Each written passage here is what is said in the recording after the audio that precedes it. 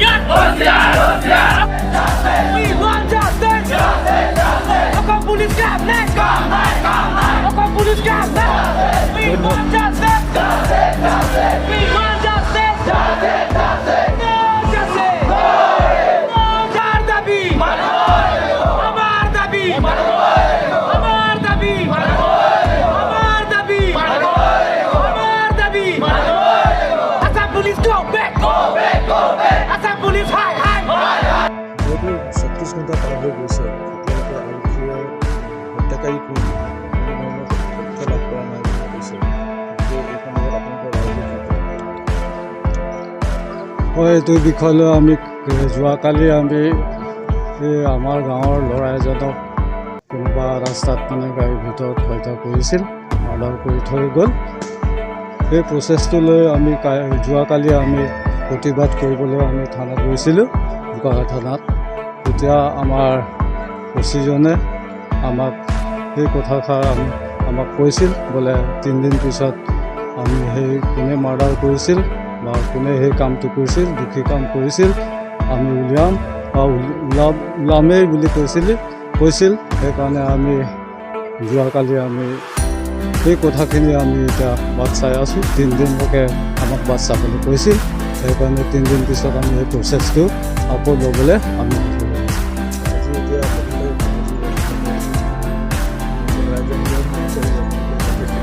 আমাৰ ৰাইজৰ ফালৰ পৰা ক'বলগীয়া আছে যিজনে সেই মানুহজনক হত্যা কৰিছিল বা কৰিলে যিজনে সেই মাৰ্ডাৰ কৰিলে তেখেতক আমি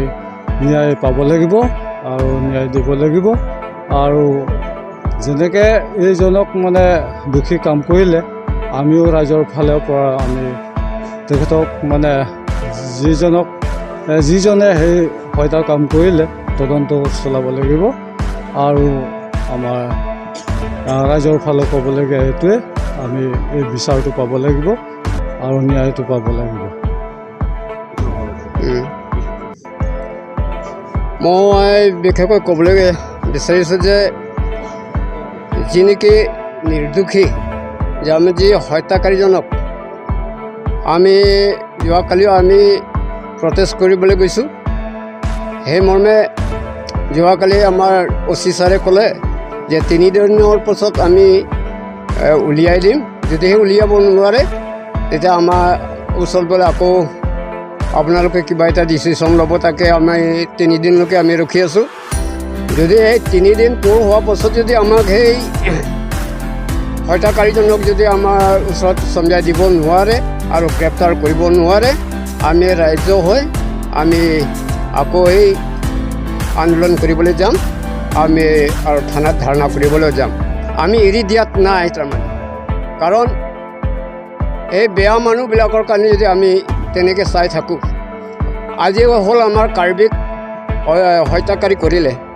অহাকালি কেনে আদিবাসীক হ'ব পাৰে, তাৰ ভৱিষ্যত আকৌ অসমীয়াৰ কাৰণে কৰিব পাৰে।